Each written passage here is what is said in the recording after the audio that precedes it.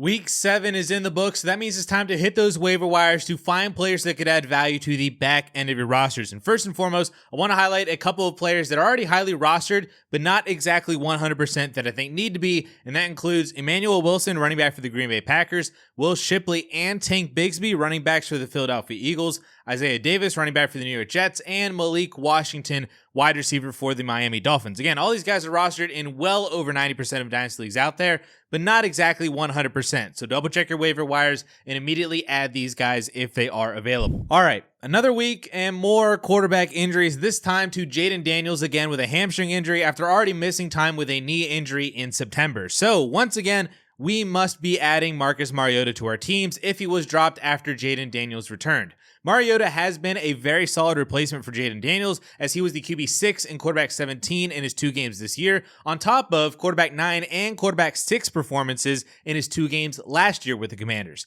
Depending on the severity of the hamstring injury for Daniels, Mariota might be the starter for the next few weeks, which include matchups against Kansas City, Seattle, Detroit, and Miami, all of whom are currently bottom 15 against quarterbacks in fantasy points allowed, and Miami and Detroit are currently bottom 10. We could also see the return of both Terry McLaurin and Deebo Samuel, so we have a stretch of really good matchups here, plus a return of his top weapons, plus his own rushing upside as well, making Marcus Mariota a pretty solid option for any quarterback-needy team out there, but especially those of you who just lost Jaden Daniels. In addition to Daniels' injury, Bryce Young also left early with an ankle injury, so in comes Andy Dalton for the Carolina Panthers. Now, he didn't do all that much this week. He only threw the ball 7 times after coming in late in the game and pretty much just being asked to ice the game against the Jets, but we know that Andy Dalton can offer fantasy production after his starts last season, and he also didn't have Tedero and McMillan last year while he was producing. Carolina does have a tougher schedule than Washington, with games against Buffalo, Green Bay, then New Orleans for the next 3 weeks, assuming Andy Dalton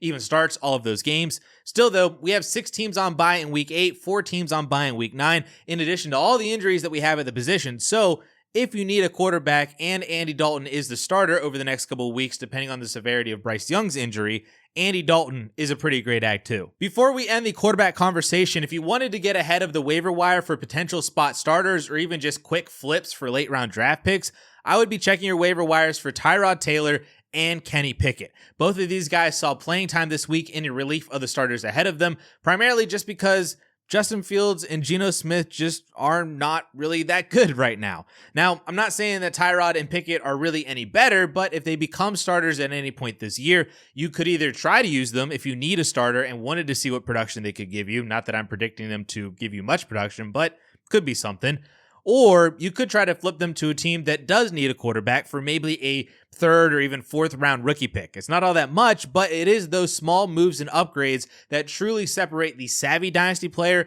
versus all of the casuals, especially when all you did was just add a guy for free off the waiver wire. Moving on to the running back position, I'm still surprised to see Bam Knight rostered in under 90% of leagues on MFL. I get that he's not been a major fantasy contributor, but for the past 2 weeks, he has been the lead back for the Arizona Cardinals ahead of Michael Carter. He scored 12.4 PPR points in week 6 on 12 touches, and then 9.4 points this week on 17 touches. He also played against very tough defenses in Indianapolis and Green Bay, who heading into the week were top 7 against the running back position in fantasy points allowed. The Cardinals do have a week 8 bye, so you can't play Bam Knight next week, but after the bye week, they get a matchup against the Dallas Cowboys, who are 30th against running backs in fantasy points allowed. Trey Benson can't return until week 8, so Knight should be the starter for that Cowboys game in a week where Saquon Barkley, Quinshon Judkins, Breece Hall, and Bucky Irving / Rashad White are all on bye. So if Knight is still on waivers, you need to add him and possibly play him in week 9. At the wide receiver position now, I mentioned Van Jefferson last week as the possible add in Tennessee for the Calvin Ridley injury, which was fine for 8 PPR points this week, but the big performer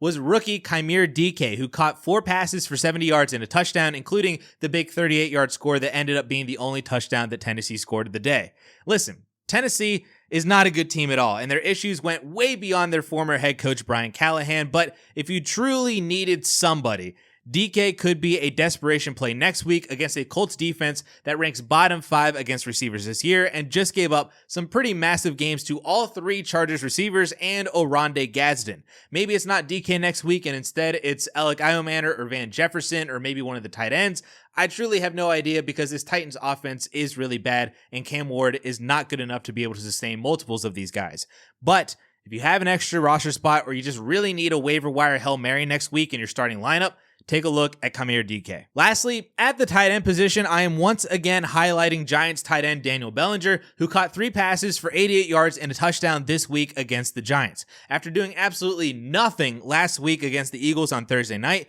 Bellinger returned to fantasy relevance again this week. So that is now 2 games for Bellinger, seeing solid usage in 4 Jackson Dart starts, or 2 of the last 3 weeks, which were all without Malik Neighbors. I don't think I would ever actually trust Bellinger in my starting lineup unless Theo Johnson were to get hurt and miss games, but with how Jackson Dart is playing and at least some signs of a connection between the two, you could do a lot worse at the tight end position.